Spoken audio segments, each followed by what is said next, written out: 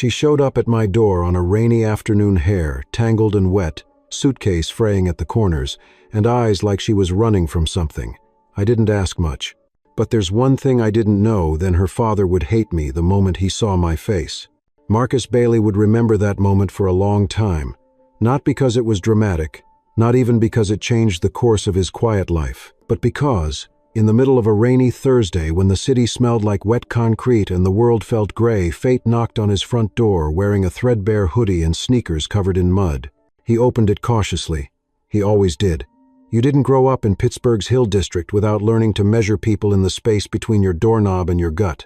The girl on the porch looked like she hadn't slept. Her face was pale, her jeans damp, and her right hand gripped the handle of a suitcase that looked like it had been dragged across half the country. "You're Marcus?" she asked, water dripping from her eyelashes. He nodded slowly. "I saw the flyer. Room for rent. Please, I can pay cash. I just need a place. Just for a while." There were 100 things he could have asked. Where was her family? Why not a dorm? Why here, this street, this neighborhood, this door? But instead, he stepped back. "Come inside. You're soaked." She stepped in without hesitation, shoulders slumping in relief. The warmth of the small home wrapped around her like a coat. Marcus grabbed a towel and handed it to her. "I'm Marcus Bailey," he said gently. "That's Sam's room down the hall, my daughter. 6 years old. You'll probably meet her soon." "I'm Rose," she replied. "Thank you." He gestured to the couch. "Sit, I'll get you something hot." Minutes later, over a bowl of reheated stew and buttered toast, the silence between them softened. She ate slowly, but with the quiet hunger of someone who hadn't had a proper meal in days. "I don't usually do this," Marcus said, sipping coffee from his chipped Steelers mug. "Me neither," she replied. "But sometimes you run out of choices." He nodded. "You in school?" "Yeah, community college. Just transferred. Family stuff got complicated." That was all she said, and that was all he asked. From the hallway, the pitter-patter of little feet echoed. Sam appeared, bunny in hand, hair messy from sleep. She looked at Rose with wide, curious eyes. "Hi," Rose said, offering a small wave. Sam looked at her dad, then back at Rose. "Is she gonna be my new mommy?" Marcus choked on his coffee. "Whoa there, sweetheart. She's just visiting for now." Rose laughed softly. "Only if it's okay with you." Sam nodded solemnly. "Do you read bedtime stories?" "Every night," Rose answered. Sam smiled. "Okay, then you can stay." That night, after Sam went back to bed and Rose dried her hair in the bathroom, Marcus stood at the kitchen sink staring out into the rain. He didn't know where this girl had come from. He didn't know what she was hiding from, and he certainly didn't know who might come looking for her. But something in him said, let her stay. What he didn't know was that her last name would one day appear in headlines, that her father, William Davis, real estate magnate and man of steel reputations, would come roaring into their lives with accusations, threats, and a hatred deeper than blood. All he knew then was this: a girl was standing in the rain, needing a roof, and Marcus Bailey had always believed that if you have something worth giving, you give it, no matter the storm. Have you ever offered shelter to someone the world turned its back on? Tap like and share your moment of kindness in the comments below. Sometimes one open door changes everything. The next morning, sunlight leaked through the cracks in the blinds, casting soft golden stripes across the hardwood floor. The storm had passed, but the silence it left behind still lingered. Marcus stood at the stove, flipping pancakes while Sam colored at the table, humming to herself. The scent of maple syrup and butter filled the kitchen like a quiet song. He glanced at the hallway just as Rose stepped into view, her hair tied back, face freshly washed, clothes simple but clean. She looked better, rested, but her eyes still carried something cautious. "Morning," she said, her voice quiet. Sam looked up from her drawing. "We're having pancakes. You want some?" Rose smiled softly. "Sure, if that's okay." Marcus nodded toward the coffee pot. "Help yourself. Syrup's on the counter." She poured a cup, took a seat at the table, and gave Sam a gentle smile. "What are you drawing?" "It's me, and you, and Daddy at the park," Sam said. "But you gotta wear a hat. Daddy says it's always sunny in summer." Rose laughed, not the nervous kind she used last night, but a real one, small, warm, like it had been waiting to escape. "I love hats." They ate together, not quite like family, not yet, but also not like strangers anymore. Marcus watched Rose out of the corner of his eye. She was polite, careful, like someone walking across ice. Every word she spoke was measured, every glance restrained. After breakfast, Sam skipped off to brush her teeth, while Marcus began washing the dishes. Rose stood, reaching for a towel. "Let me help. You're a guest," he said. "Let me help anyway," she replied. They moved in quiet rhythm, like people used to doing things alone, now learning the steps of a dance they hadn't chosen. As Rose dried a plate, she finally said, "I meant what I said last night. I'll pay weekly. I'm not looking for charity." "I didn't offer charity," Marcus replied. "I offered a roof." She nodded. "Still, I want to do it right. I've got some money saved, enough for the first few weeks, and I can find a part-time job soon." Marcus wiped his hands, turned to face her. "We'll figure it out. You're safe here. That's what matters first." "Oh." She held his gaze a moment longer, then looked down, brushing a damp strand of hair behind her ear. The next few days passed quietly. Rose stayed mostly in the room he'd cleared out reading, making calls, going to class. She was neat, respectful, even helped Sam with her homework when Marcus worked late shifts. They slipped into a rhythm that was awkwardly domestic, like a song they didn't know the lyrics to but kept singing anyway. But not everything could stay soft. On Friday evening it began. Marcus came home early from work. As he stepped into the house, he found Sam sitting cross-legged on the floor in front of Rose, both giggling over a children's story. The moment he stepped inside, the laughter stopped. Rose stood quickly, as if caught. "You all right?" he asked. She nodded. "Just reading." But something had shifted. Her eyes no longer held just caution. They held guilt. The next day, it got worse. A car pulled up across the street, black and polished, out of place on their block. A tall, broad-shouldered man stepped out in a gray coat, sharp suit beneath it, and a face that didn't know how to smile. His eyes scanned the street like he was looking for someone to accuse. Rose saw him from the window. She froze. Then, quietly, she whispered, "That's my father." Marcus followed her gaze. "You want me to?" "No," she said quickly. "Please, just stay here." She stepped outside alone. Marcus watched from the window, tense. He couldn't hear the words, but he didn't need to. He saw the sharp movements of her father's hand, the way she stepped back, the way his face twisted like someone tasting something rotten. The man looked past her, straight at the house, at Marcus, and his face hardened. Minutes later, Rose came back inside. She looked pale, shaken. Marcus didn't ask, but Rose spoke anyway. "He thinks you're trying something." Marcus's jaw clenched. "Let me guess, because I'm black?" She looked away, ashamed. "He said you're manipulating me, that you're only letting me stay here so you can get something out of me." Marcus exhaled slowly. "Of course he did. I tried to explain. He wouldn't listen. He thinks this neighborhood is dangerous, thinks I'm being brainwashed or something." Marcus stared at the floor, his voice tight. "Does he know you chose to leave?" "He doesn't see it that way," she said. "To him, I'm still his little girl who got lost. And now I'm the monster who lured her into the woods." She flinched. "I'm sorry," she whispered. Marcus shook his head. "Don't apologize for his poison." That night, the air between them changed.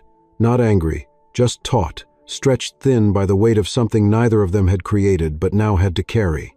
Sam, as always, was oblivious. She drew pictures of the three of them holding hands in the sun, but Marcus tucked her in with a heaviness in his chest. Later, as he sat on the porch, staring out at the street where that car had parked, Rose came and sat beside him. "I don't know what to do," she said. "You already did it," he said. "You walked away." She looked at him, eyes tired but honest. "Do you think I made a mistake?" "No," he said. "But I think the consequences are coming, and we'd better be ready." For a moment, there was only the sound of the wind. "I never meant to bring trouble to your home," she said. Marcus looked at her, voice firm. "You didn't. He brought it." And though neither of them said it, both knew the quiet life they'd started building was no longer quiet. The knock on the door had opened more than just a room. It had opened a past, and a fight neither of them were quite prepared for. But now, there was no going back. Sunday morning came with the slow weight of uncertainty. The sky was overcast, the kind of gray that felt too still, like it was holding its breath. Marcus stood at the sink washing breakfast dishes, his mind tracing the hard lines of William Davis's face. Sam danced around the kitchen in her socks, holding a spatula like a microphone, singing a tune only she seemed to know. Rose sat at the table quietly, nursing a cup of coffee she hadn't sipped in 10 minutes. Her eyes were distant, like she was bracing for a wave. Marcus spoke first. "Did he say he'd come back?" Rose nodded. "He didn't say it, but I could see it. He's not used to being told no." Marcus dried his hands. "Then let's not wait around wondering." She looked up. "What do you mean?" "You need to decide. Is he going to bully you back into that world? Or are you staying here and living life on your terms?" Rose stared into the steam rising from her cup. "It's not that simple." Marcus leaned on the counter. "It is. He doesn't own you. But he thinks he does. One free." At that moment, Sam ran by giggling, sliding in her socks and bumping into Rose's leg. "Oops," she said, laughing. Rose smiled gently, brushing the little girl's curls aside. "You're a tornado." Sam beamed. "That's what Daddy says too." Then she spun away, her joy untouched by the storm around her. Marcus lowered his voice. "She loves you. I don't want her in the middle of this mess." "I don't want that either," Rose whispered. "But I don't know how to shield her from him. From the kind of man who thinks the world belongs to him, and people are just pieces." That afternoon, Marcus took Sam to the park while Rose stayed behind to study. The walk gave him time to breathe, to think. The sun peeked through for a moment, warming his face. Sam chased pigeons, unaware of the storm cloud hovering over the grown-ups back home. When they returned, Marcus noticed it instantly, the scent of expensive cologne lingering faintly in the air. His front door was unlocked. He stepped inside quickly. "Rose?" She appeared from the hallway, eyes wide, her hands trembling slightly. "He was here," she said. "Your neighbor let him in, said he looked official." Marcus clenched his fists. "What did he say?" "That I have 2 days. 2 days to come back home. Otherwise he's calling lawyers, police, whoever he has to. He said you're harboring me." Marcus's voice was calm but cold. "He's playing the long game, trying to make you feel like you're the one causing problems." Rose leaned against the wall, arms wrapped around herself. "I think he means it. He'll make it ugly." Marcus stepped closer. "Then let him. But he's not going to come in here uninvited again." That night, after Sam was asleep, Rose sat on the porch steps wrapped in one of Marcus's old flannel shirts. He joined her, 2 mugs of tea in hand. "I should tell you something," she said quietly. "He's not just a father, he's a public figure. He sits on boards, funds campaigns. He's got friends in City Hall, in the courts. If he wants to twist this into something, he can." Marcus sipped his tea slowly. "You think I'm scared of him?" "I think he's used to people being scared of him. And I'm scared he's going to make your life hell." He looked at her, eyes steady. "My life wasn't exactly sunshine before you showed up, Rose.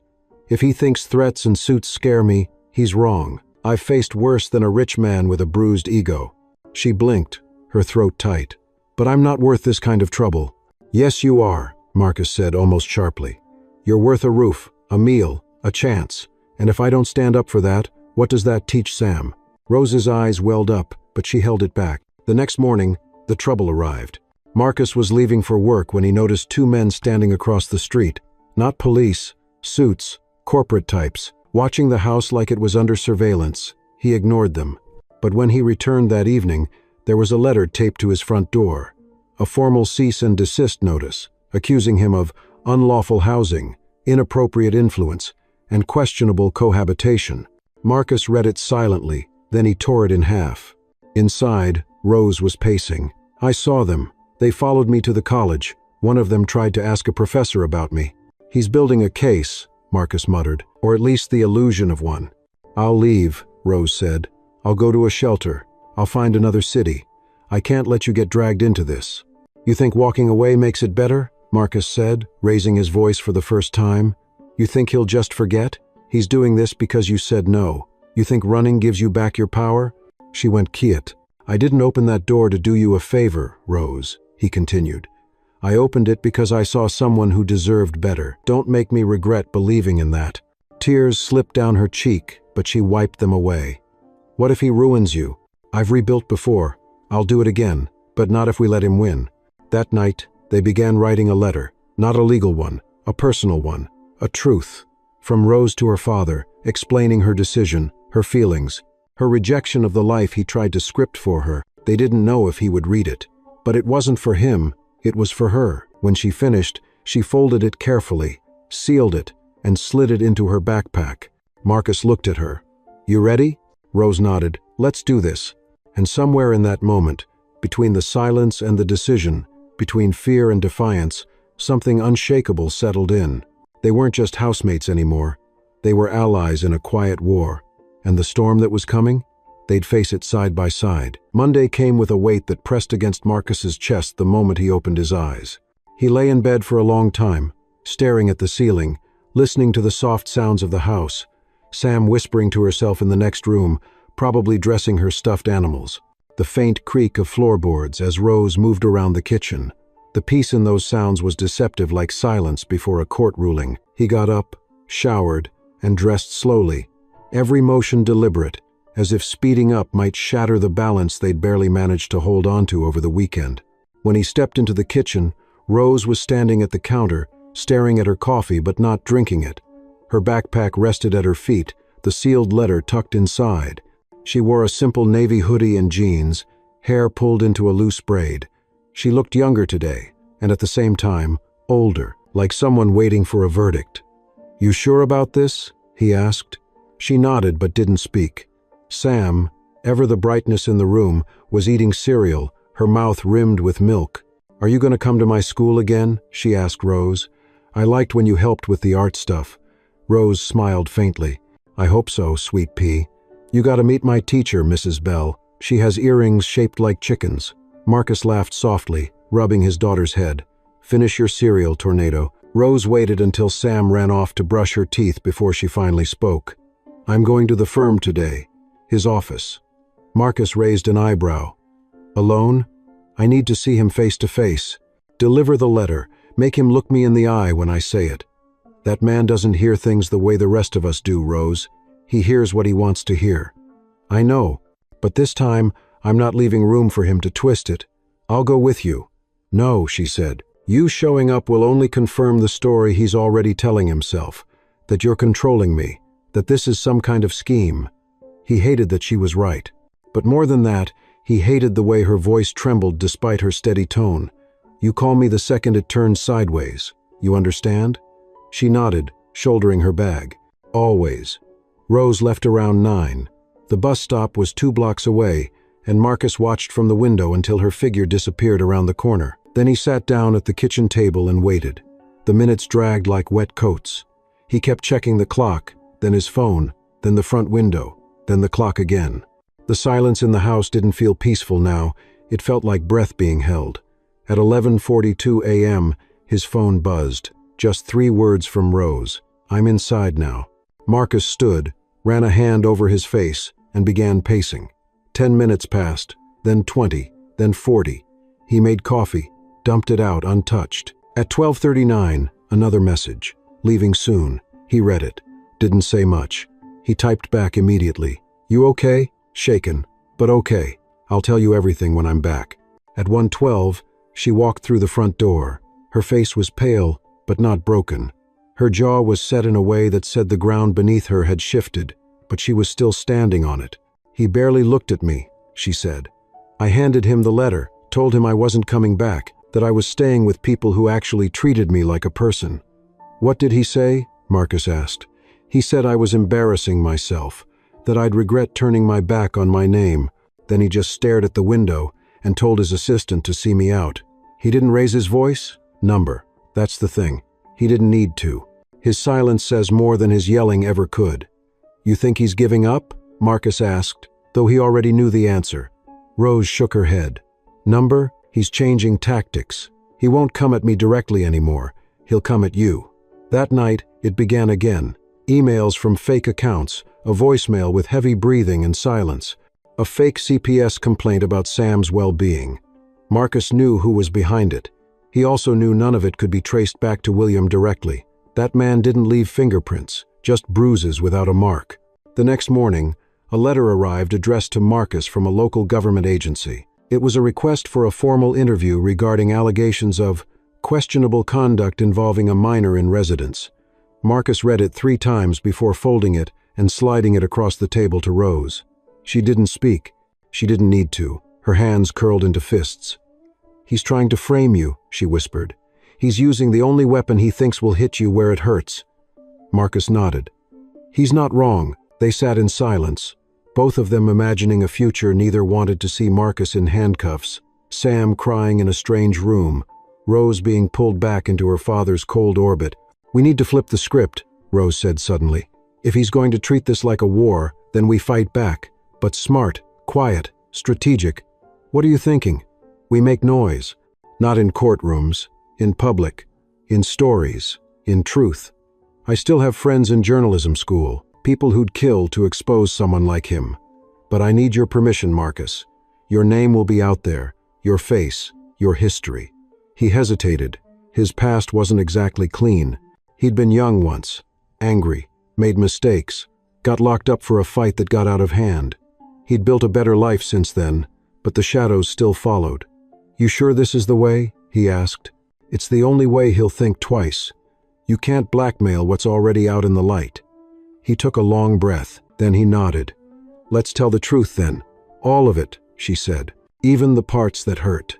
Marcus looked at her, and for the first time since this began, he saw not just the runaway girl on his porch, but a woman standing her ground, holding her line. "We do this together," he said.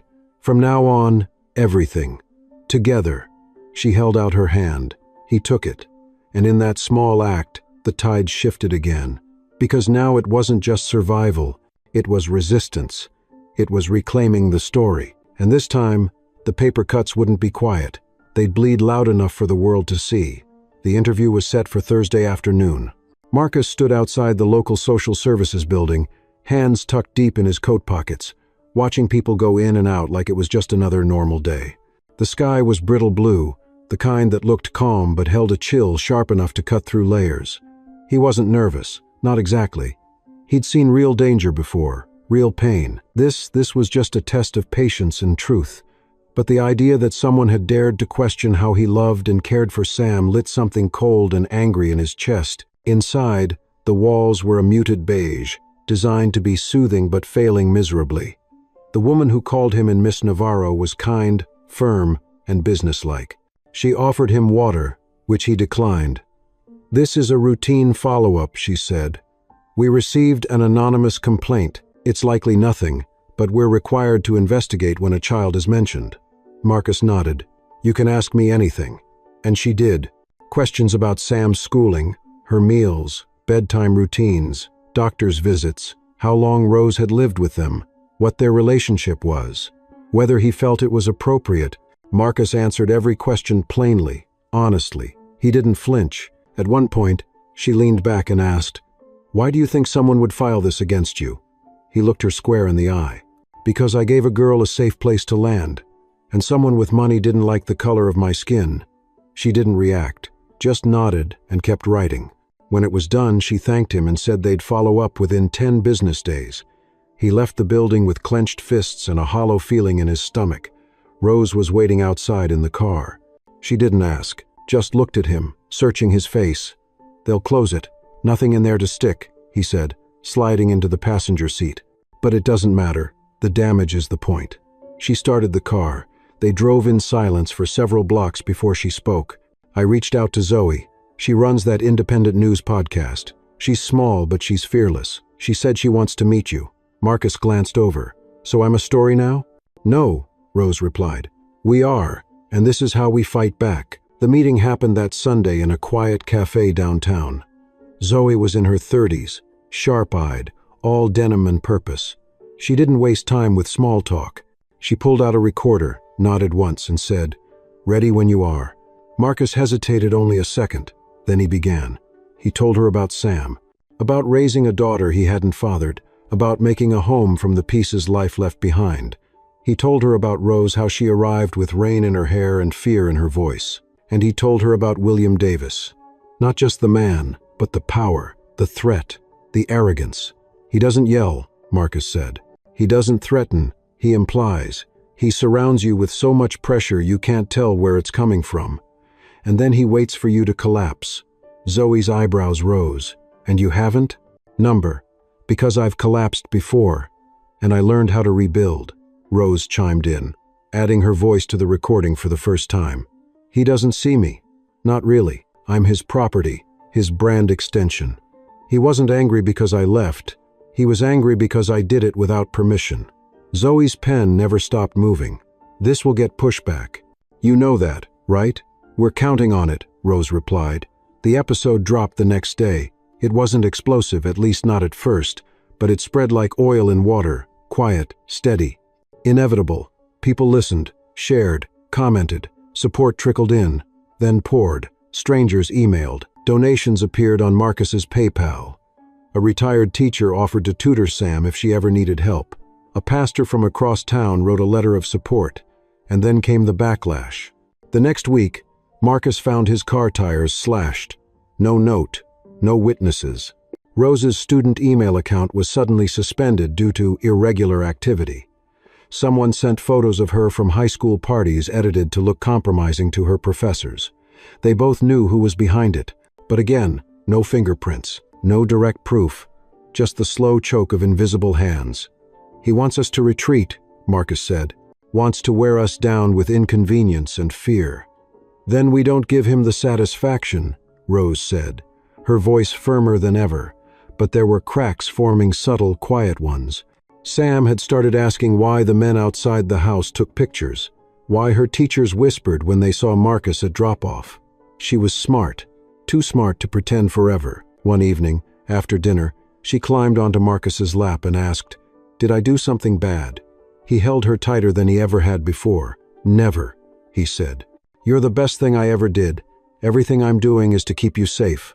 You got that?" She nodded, but the question had already made its mark. That night, after Sam was asleep, Marcus and Rose sat outside again, wrapped in shared silence. "Maybe we should walk away," he murmured. Rose looked at him sharply and let him think he won. "Number. Let Sam grow up without this cloud. Let her be a kid. She'll be a kid for a while, but she's going to be a woman one day. What kind of world do you want her to inherit?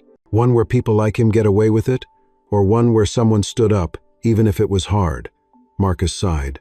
"You sound like someone who should run for office."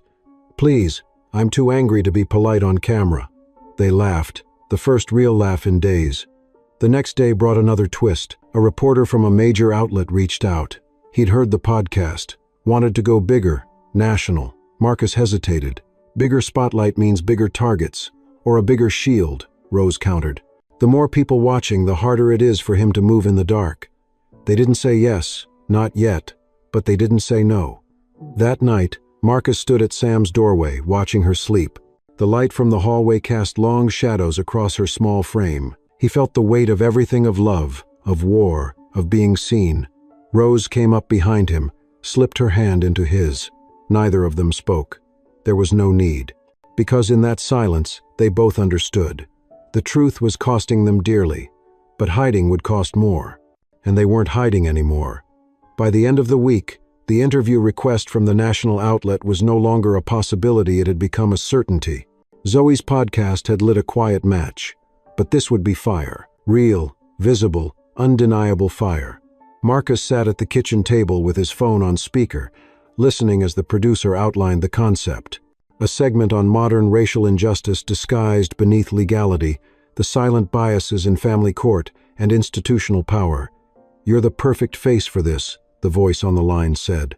"Not because you're a victim, but because you're still standing."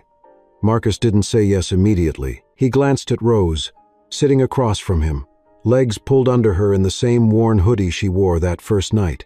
She didn't look like a millionaire's daughter now. She looked like someone who'd survived a hurricane with her fists up. "We'll think about it," he said. "But no cameras in the house, and Sam's face stays out of it." "Of course," the producer assured. "We're not here to exploit. We want to amplify." After the call ended, silence fell between them. Rose stirred her coffee, though it had long gone cold. "You think this will change anything?" she asked. Marcus leaned back, his chair creaking. "Maybe not the world, but maybe it buys us some peace, or at least makes him think twice." "He won't stop," she said, voice low. "He doesn't believe in losing. That's his weakness," Marcus said. "He's never had to face a wall he couldn't buy his way through." Rose looked at him for a long moment. "You ever think about leaving? Just disappearing?" every day. But Sam deserves a father who doesn't run. Rose smiled faintly. Then maybe I do too. They began preparing for the interview that Sunday.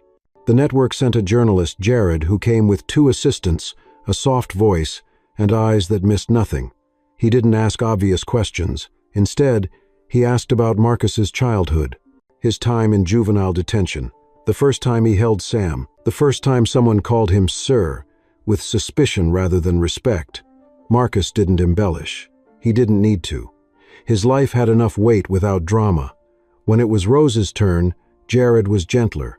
He asked about her mother, about boarding schools and parties and being told to smile for the cameras. She told him about the night she left home, the way her father had called her a disappointment, an embarrassment, not because of what she did, but because of whom she'd chosen to live with. He looked at Marcus, she said, and he didn't see a man. He saw a threat. Jared's pen didn't stop moving. The piece was scheduled to air in 2 weeks, but things moved faster than anyone expected. 3 days after the interview, Marcus got a call from his old boss at the community center. There's a guy asking questions about you. Says he's looking into your old court records. Says he's a reporter, but something's off. That night, an article surfaced online. Anonymous blog. No source, full of half-truths. Former convict raises child alone, questions about safety arise. Rose found it first. She read it 3 times before showing Marcus. He's trying to flip the story, she said. He wants to paint you as unstable, dangerous. He's getting desperate, Marcus muttered. The light's making him squirm, but that didn't mean it wouldn't hurt. Parents at Sam's school started whispering again. One mother pulled her daughter away from Sam at pickup. The principal called Marcus in and strongly suggested he consider homeschooling for the time being. That night, Sam cried for the first time. "Why don't the other kids like me anymore?" she asked, her small voice cracking. Marcus held her until she fell asleep. Then he sat in the living room for hours, staring at the walls, fists clenched in helpless fury. Rose sat beside him. "He wants us isolated," she said. "That's how he wins. Then we don't let him." Marcus's voice was low, controlled. "We go bigger." He contacted Jared. They pushed the segment up. The network agreed. 2 days later, Marcus stood in front of the camera. He wore a navy sweater, Sam's favorite color. His voice was steady, his words clear. He told the truth, about his past, about Sam, about Rose, about love and fear, and what it meant to be a black man raising a daughter in a world always questioning if he was enough. Rose followed. She spoke of escape, of finding a family in the most unlikely place, of learning that kindness wasn't weakness, and that courage sometimes looked like opening your door to a stranger. When the segment aired, the response was immediate. Not viral in the traditional sense, but powerful. Teachers from Sam's school wrote letters of support. Former clients from the center Marcus worked at spoke up in the comments. A local councilwoman issued a public statement denouncing the smear article. And then came the message that changed everything. It was from William Davis. A short, cold email sent to Rose. "You've made your choice. Don't come crawling back when the cameras fade." She stared at the screen for a long time. "He's cutting me off," she said. "Financially, legally, everything." Marcus didn't speak, just placed a hand on her shoulder. "You still have a home here." She nodded, tears welling. "I know. It still hurts. That's how you know you're not like him." Over the next week, things began to shift, not in grand sweeping ways, but in small moments. A neighbor dropping off groceries, a teacher offering extra tutoring, an envelope of cash from an anonymous donor, and Sam smiled again, really smiled. At night, she asked for 2 bedtime stories. Just because she could, Marcus told them both. One about a lion who roared so loud it scared away the storm. The other about a girl who found a key in the rain and opened a door to something better. Rose sat in the hallway, listening. When the light clicked off, she whispered, "Thank you." Marcus looked at her. "For what?" "For not being afraid of ghosts in the hallway." He smiled. "We all have them. But you didn't let mine scare you off. You didn't let mine keep you out." Outside, the world still raged, but inside, something steady had taken root. A defiance built not on anger, but on love. And in that house, the story wasn't about running anymore. It was about standing. The letter arrived on a Monday, plain white envelope, no return address, tucked between a utility bill and a flyer for discounted oil changes. Marcus almost tossed it, thinking it was another legal summons or veiled threat. But something about the weight of it, the crisp edge of the envelope, made him pause. He opened it slowly. The paper inside bore the Davis family crest, gold embossed, heavy, an invitation, formal, cold, deliberate. You are cordially invited to a private gathering in honor of William T. Davis's upcoming philanthropic initiative. Attendance is expected. Rose's presence is required. Marcus read it twice, then passed it to Rose without a word. She sat at the kitchen table, sipping her morning tea, hair still damp from the shower. Her eyes scanned the words. Her expression didn't change. "It's a trap," she said flatly. "Of course it is," Marcus replied. "He wants a photo op, or a scene, or maybe just to remind you that he's still pulling strings. He can't make me go. Number. But maybe you should." She looked at him, surprised. "Why?" "Because sometimes showing up is the boldest thing you can do, especially when they expect you to run." Rose considered that. "He'll humiliate me. Then we don't go alone." She blinked. "You mean? You said you're not hiding anymore. So don't." Marcus's tone was calm, but his eyes were steady fire. That Friday evening, they drove through the gates of the Davis estate in a borrowed car. Rose wore a navy blue dress, elegant but simple, and Marcus wore his one good suit. Sam stayed with a neighbor, a gentle widow who insisted on baking cookies and telling stories about her days as a schoolteacher. As they stepped out, the contrast was immediate. The estate gleamed manicured hedges, glowing lanterns, valets in black. People sipped champagne and exchanged air kisses. And there, by the fountain, stood William Davis. Tall, silver-haired, not a wrinkle out of place. His eyes locked on Marcus like lasers. Rose stepped forward first. "Father." He didn't embrace her, didn't even fake a smile. "You look well," he said, tone sharp as glass. Then his gaze flicked to Marcus. "You brought your companion." "His name is Marcus," Rose said coolly. "He's part of my life, whether you like it or not."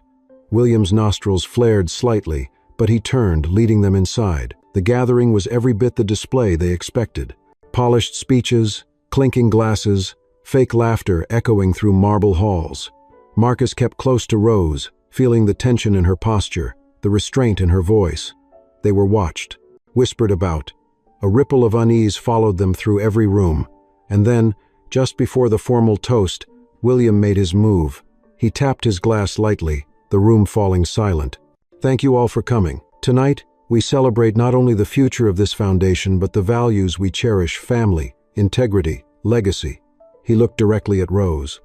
"Some among us have chosen different paths, have misunderstood what legacy truly means." The silence deepened. "But we welcome them anyway, in the spirit of forgiveness."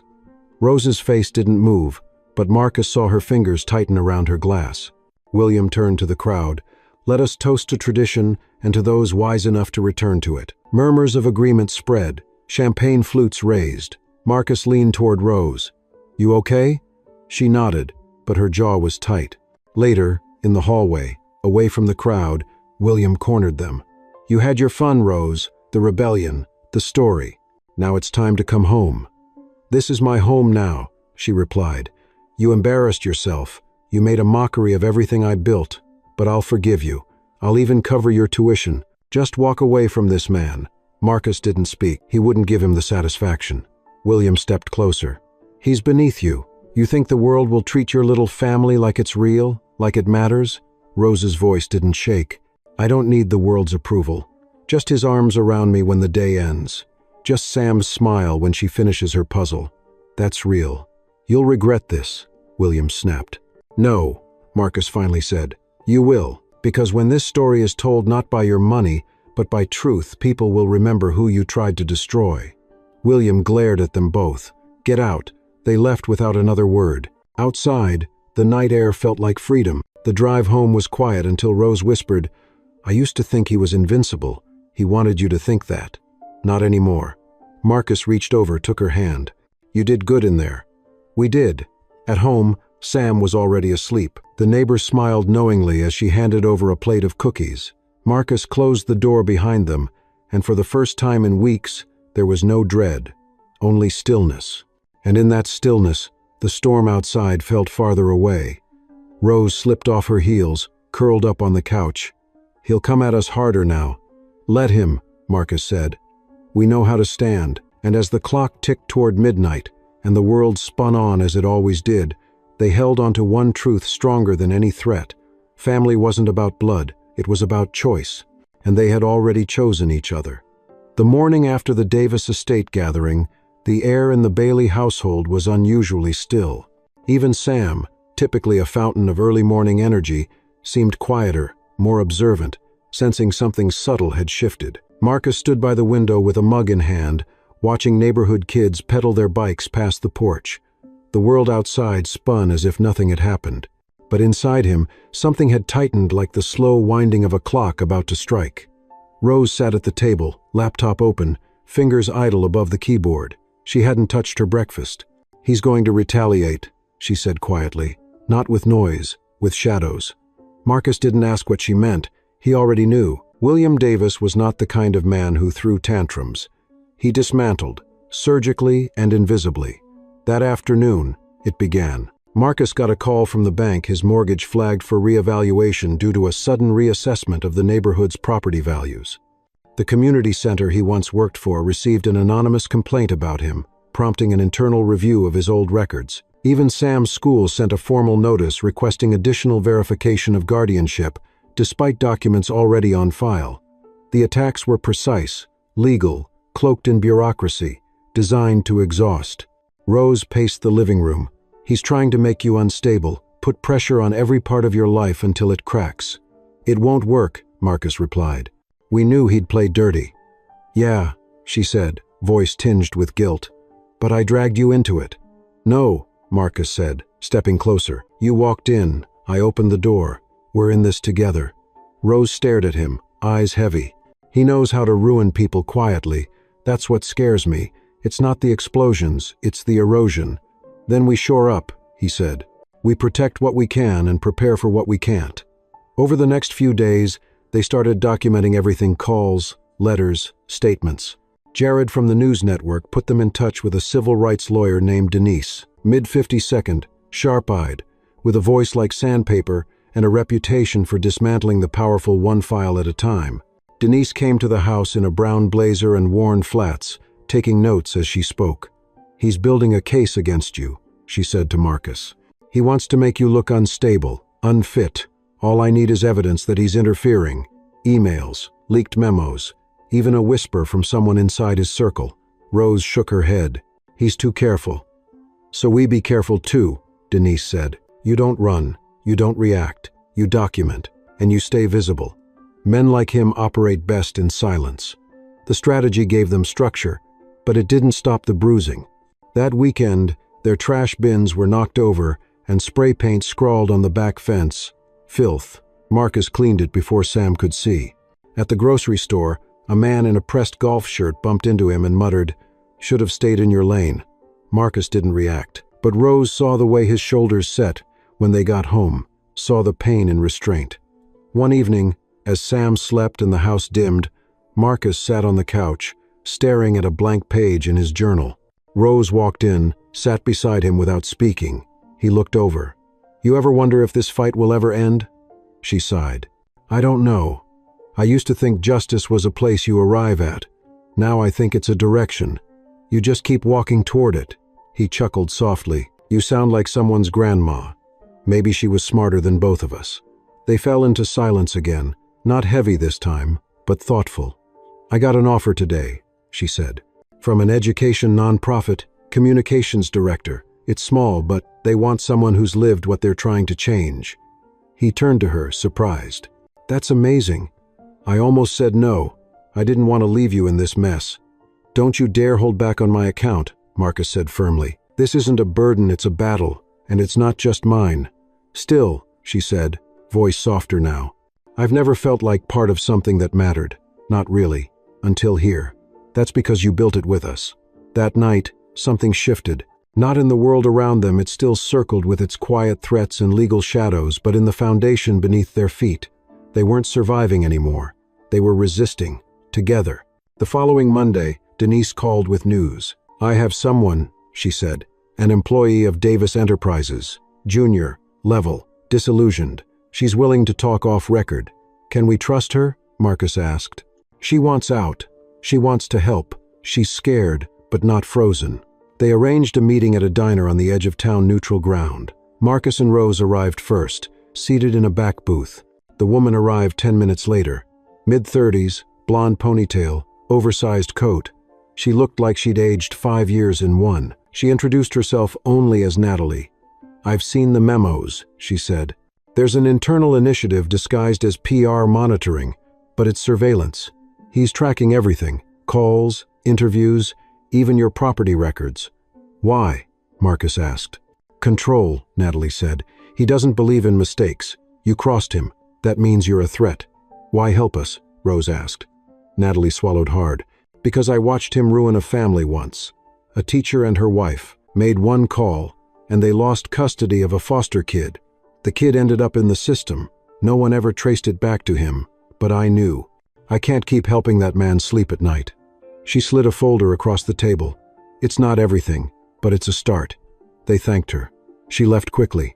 Back in the car, Marcus opened the folder. It wasn't just memos.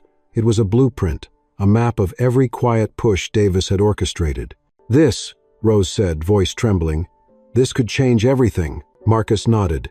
"Now we make it count." As they drove home, headlights tracing long shadows over cracked asphalt, Rose reached for his hand. "We're not the same people we were at the start of this." "No," Marcus said. "We're stronger now, and we've got light." And for the first time in weeks, when they pulled into the driveway and the porch light flicked on, Marcus didn't check over his shoulder. He held the folder close, and Rose walked beside him, step for step. The night had not gotten quieter, but they no longer feared its sounds. The days following the diner meeting moved with a new current, one part hope, one part tension. The folder Natalie handed them had become the center of their lives. Marcus scanned it each night, cross-referencing dates and events, while Rose spent hours on the phone with Denise, slowly building a legal web to entrap her father in his own lies. It was delicate work. Too fast, and Davis would smell the shift in the wind. Too slow, and he might strike first. But the mood in the Bailey house had changed. Where once there was only defense, now there was strategy. "If we can prove retaliation," Denise said over speakerphone one evening, "we can file a civil suit. And if the documents are authenticated, it could open him up to criminal investigation." "How long before he notices?" Marcus asked. "He probably already suspects," Denise answered. "But men like him don't imagine they can lose. That's their weakness." The folder held everything: confidential memos from Davis's corporate counsel, internal instructions to monitor Marcus's financial activities, and a particularly damning note referencing a quiet partner in the local school board, the same board that had suddenly questioned Sam's guardianship. That was the lever they needed. Marcus's knuckles whitened as he stared at the copy. He was going after Sam? "To break you," Rose said quietly. "That's who he is." But now they had names, paper trails, whispered confirmations, and perhaps most importantly, they had nothing left to lose.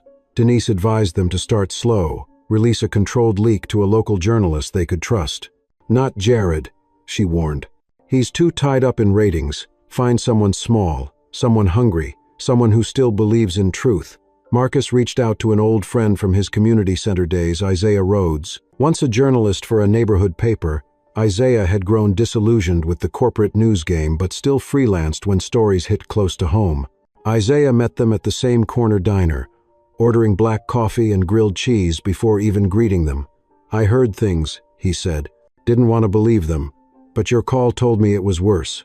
Marcus handed him a flash drive. "This isn't just a hit piece. This is how the powerful silence people like us." Isaiah plugged the drive into his laptop.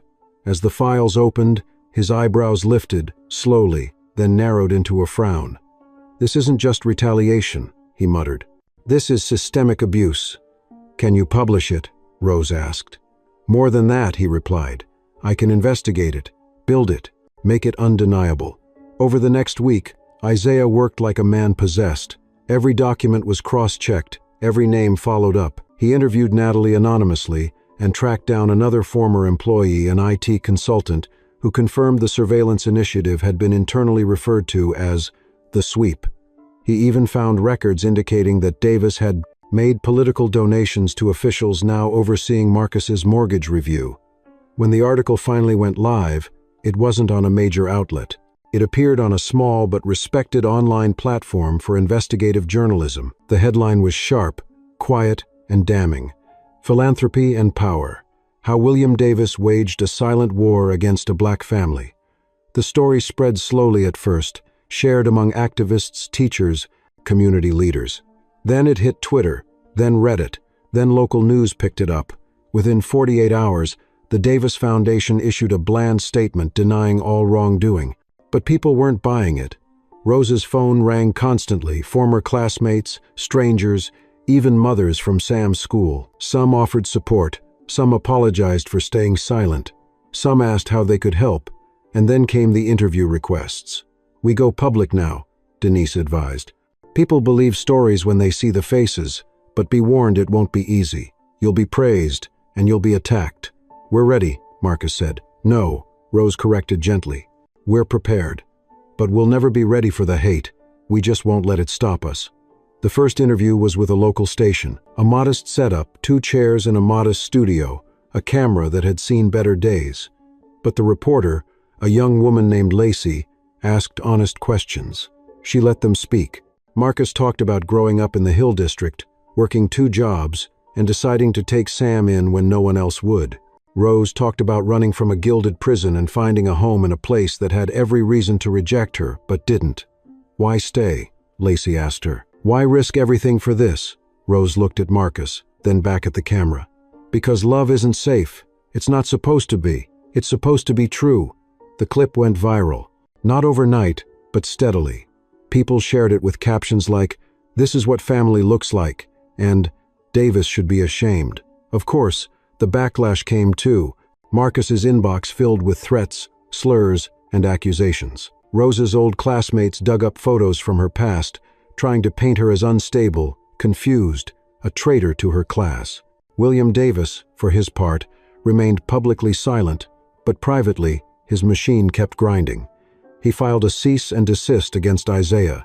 His lawyers sent vague warnings to Denise. A car followed Marcus one night as he drove home. He took 3 extra turns before it vanished, but still they did not stop. "Whispers become voices," Isaiah told them. "And voices become movement. That's what we're building here." Rose stayed up one night to read through hundreds of comments left beneath the article. Some were cruel, but others, many others, were stories. From women who had escaped controlling families. From men who had raised children that weren't biologically theirs. From people who had chosen love and been punished for it. She cried softly. Not from fear, but from the overwhelming sense that they were no longer alone. When morning came, she stepped outside with Marcus to find that someone had left a note on their porch, just a folded piece of paper taped to the door. Marcus read it aloud. "Keep going. He's not as untouchable as he thinks.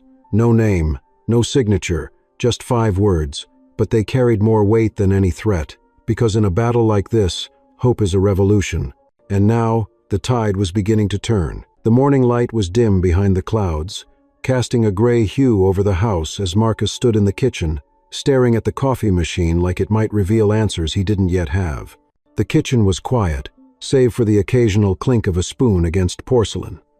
Rose emerged from the hallway with dark circles under her eyes, and the same sweater she wore yesterday. She didn't speak at first. She didn't need to. They were both feeling it, the weight before the break, the breath before the plunge. Denise called. Marcus said finally, voice low. "The DA's office wants a statement. They're looking into the political donations. Could be bribery charges." Rose raised her eyebrows slightly. "That's faster than we thought, which means he's going to come harder." As if summoned by the thought, Rose's phone buzzed with a new message. She glanced at it, then held it up for Marcus to see. It was a screenshot of a post on a right-wing forum, their address circled in red with the words, "Corrupt Race, Bader Raising Someone Else's Kid." Below it were dozens of comments, some vague, others disturbingly specific. Marcus exhaled slowly. They're getting bold. Cowards always get loud when power slips away. Denise arrived that afternoon with Isaiah in tow. They sat around the living room with stacks of files, copies of affidavits, timelines, and clips of broadcasts that had gone viral. "This is the moment," Denise said, tapping a finger on the table. "This is where most people fold. You've stirred the nest. Now it'll sting." Isaiah nodded, eyes steady. "But you've got something more powerful than his money momentum. The public's listening, and more insiders are reaching out. We need something undeniable," Marcus said. "A hammer, not just nails." "We might have it," Isaiah said, sliding over a printout. It was an email encrypted but leaked, showing William Davis directing a private investigator to watch the girl and the black man closely. The date on the email was a week before the school began questioning Marcus's guardianship of Sam. Denise leaned forward. "That's a smoking gun. It ties his hand to institutional pressure. It won't be just a civil suit anymore. If we play this right, it could go federal."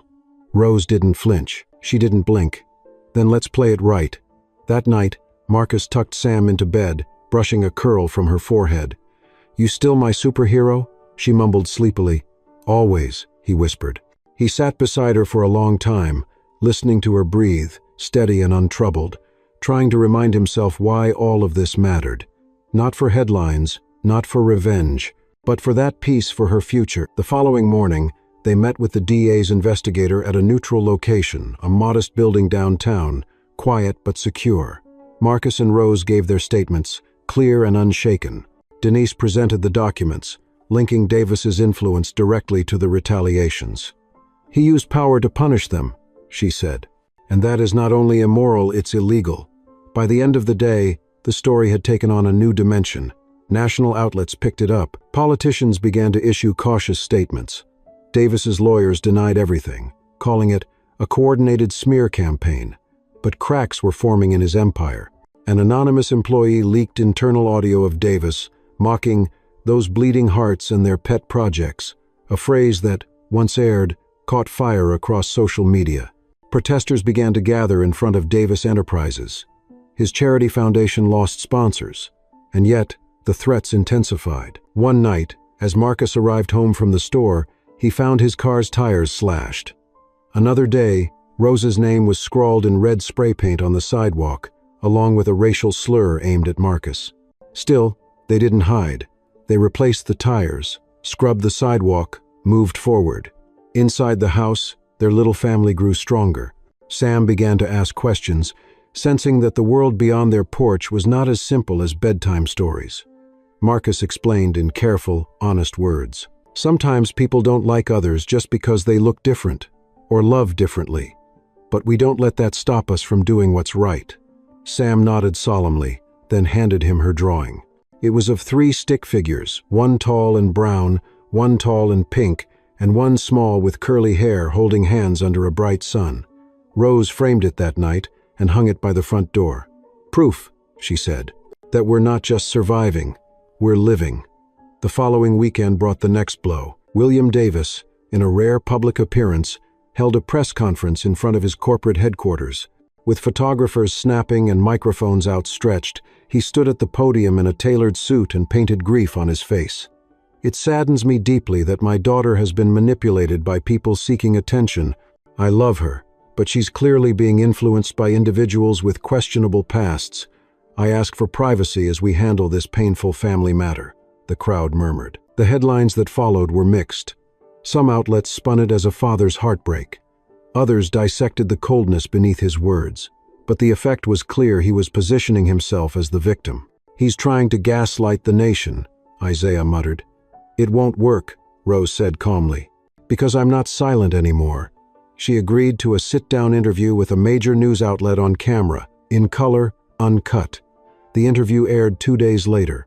In it, she told everything: her childhood under her father's watchful control, the manipulation, the fear, the way Marcus had shown her what family meant. She spoke not with tears, but with conviction. "My father taught me how to lie with silence. Marcus taught me how to speak with truth." The segment ended with a simple clip Marcus reading to Sam on the porch, her head on his shoulder, a quiet smile on her face. No narration, just a glimpse of what love looks like without armor. The internet lit up. Viewers posted clips, quotes, drawings, stories. And then came the tipping point. A congressional representative referenced the case in a public hearing on systemic abuse of power. Investigations were formally opened. The tide wasn't just turning, it was roaring. That night, Marcus and Rose sat together on the porch, fingers interlaced, silence between them no longer heavy, but full. "You think this ends him?" Rose asked. Marcus looked out into the dark, then back at her. "Maybe not, but it ends the fear, and that's enough for me." Somewhere inside, Sam laughed in her sleep. Rose smiled. "Maybe it's enough for all of us." The wind blew gently through the trees, carrying with it the echo of 1,000 voices now standing beside them, not whispers anymore, not warnings, but witnesses. And that changed everything. The morning after Rose's interview aired nationwide, the neighborhood felt strangely alive. An elderly woman who usually passed by their porch with nothing more than a glance now waved, her hand trembling but firm. Marcus nodded in return, silently acknowledging that something was shifting not just in their lives, but in the collective pulse of a town that had been silent too long. Sam skipped down the steps with her backpack and twirled once on the sidewalk, her innocence untouched by the storm swirling around her guardians. "I told Mrs. Anders my daddy's on television now," she beamed. "She said he looked brave." Marcus chuckled, brushing a hand over her head. "Brave is telling the truth even when your knees are shaking." That afternoon, Marcus received a call from Denise. Her voice was calm, but there was an edge to it, precise, controlled urgency. "He's moving assets offshore, wire transfers, shell companies, trusts in the Cayman Islands. We traced 3 so far. He's running." Rose sat beside Marcus at the table, listening through the speakerphone, her expression hardening. "What do we do?" "We freeze him. I've contacted the state attorney general. With the latest leak from Isaiah's source, we have enough to request a restraining order on his corporate movement, at least temporarily. But it needs to be filed by tomorrow. And we'll need you both at the courthouse." "We'll be there," Marcus said, no hesitation. The next day, the courthouse buzzed with quiet intensity. Local reporters flanked the steps, their cameras aimed not at celebrities, but at citizens standing for something. Rose wore a simple navy dress, her hair pulled back, no makeup. Marcus, in a pressed shirt and slacks, held her hand firmly. When they walked through the courthouse doors, every eye followed. Inside, Davis's legal team was already seated, sleek suits, polished shoes, cold eyes. But their confidence had cracks. They knew this wasn't a civil spat anymore. It was a reckoning. The judge, a seasoned woman with sharp cheekbones and sharper instincts, presided with no patience for theatrics. Denise presented evidence with clarity and force, outlining the financial trail, the abuses of power, the attempts to retaliate through institutions. "This is not a family dispute," she concluded. "This is a deliberate campaign to destroy 2 individuals because they dared to challenge a man who built his empire on silence." Davis's lawyers argued irrelevance, overreach, slander, but the judge remained impassive. After a long pause, she said, "I will authorize a temporary freeze on all known assets linked to Mr. William Davis, pending further investigation. Court is adjourned." Outside, cameras flashed. Reporters shouted questions. But Marcus and Rose walked past them, straight into the sun, shoulders squared not in defiance, but in earned dignity. That evening, as the sun set in soft peach tones, Rose sat on the porch, her fingers tracing the wood grain of the old armrest. "He's not going to stop," she said. "He doesn't know how to lose." "Then he'll learn," Marcus replied, "and if he doesn't, the world will learn about him." That night, Denise called again. "We've been contacted by the U.S. Attorney's Office. They're opening a formal investigation. Wire fraud, misuse of charity funds, coercion of public officials. It's bigger than just retaliation now. It's a network of corruption." Rose was silent for a moment. "Will they charge him?" "If the evidence holds, and it does, they will." Marcus exhaled deeply. "And what about us? You'll need to testify.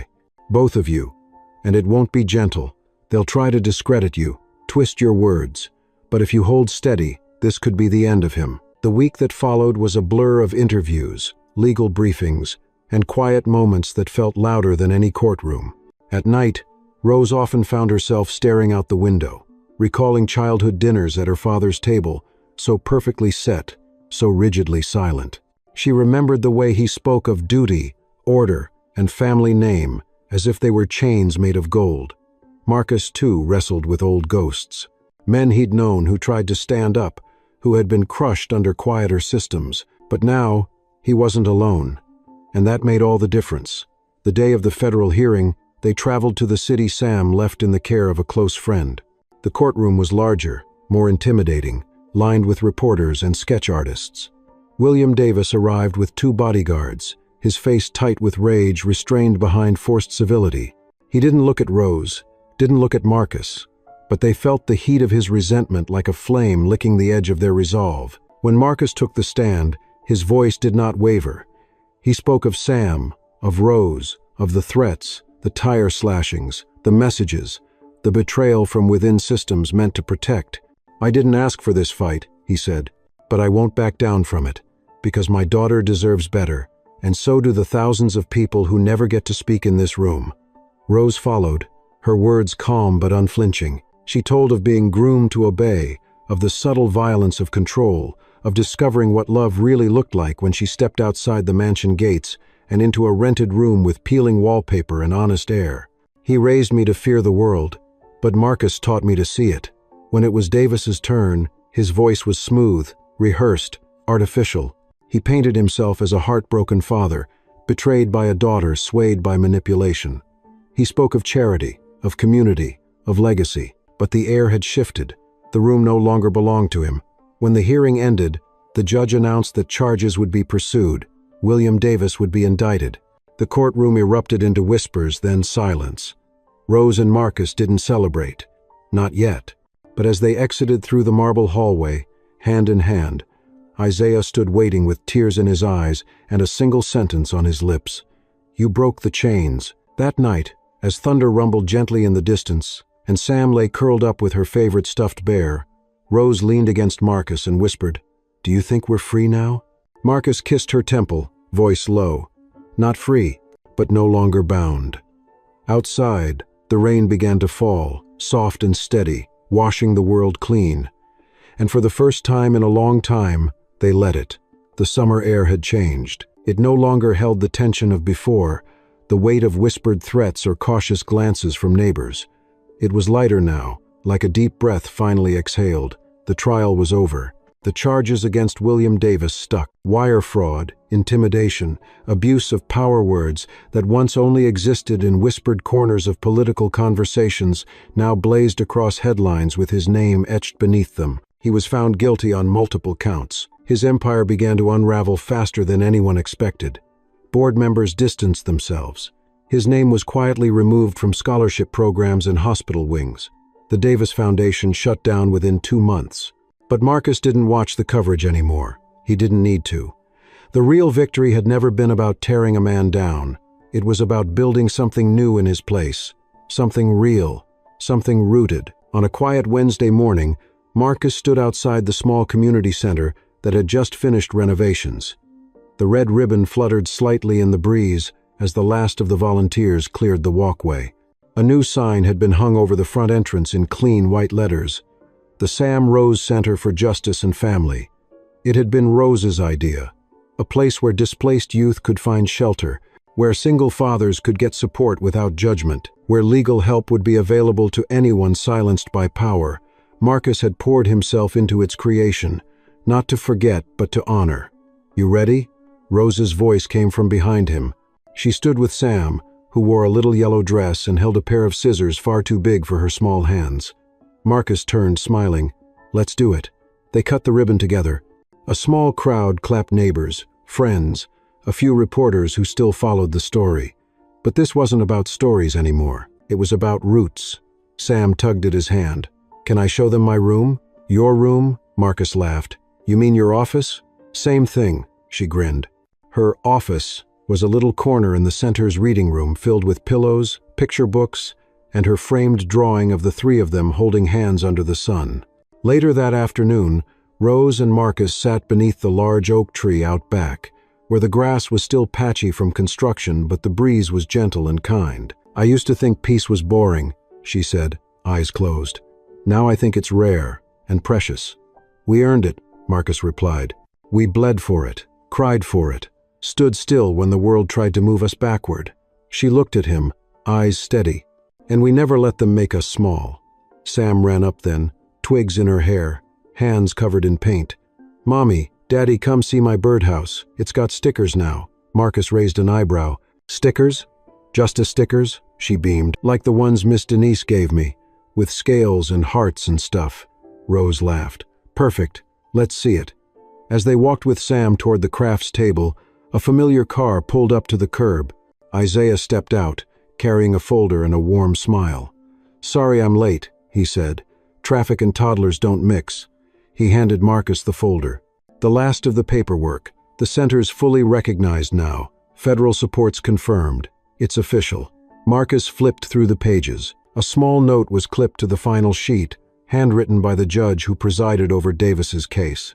"The strength of justice lies in ordinary people choosing not to be quiet." He folded the note, tucked it into his back pocket. He would keep it, not because he needed the reminder, but because someone else might, someday. As the day waned, neighbors trickled in and out of the center, bringing food, offering help, sharing stories. One woman, a retired teacher, hugged Rose tightly and whispered, "I stayed quiet for years, watching him hurt people. I was afraid.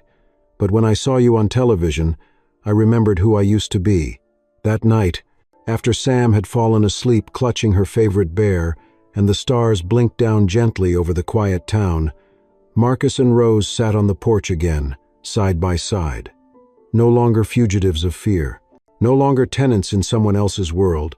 They owned their story now, and they had rewritten its ending. "Do you regret any of it?" she asked softly. He thought for a moment, then shook his head. "Not a single thing. Even the worst days brought us here." She rested her head on his shoulder.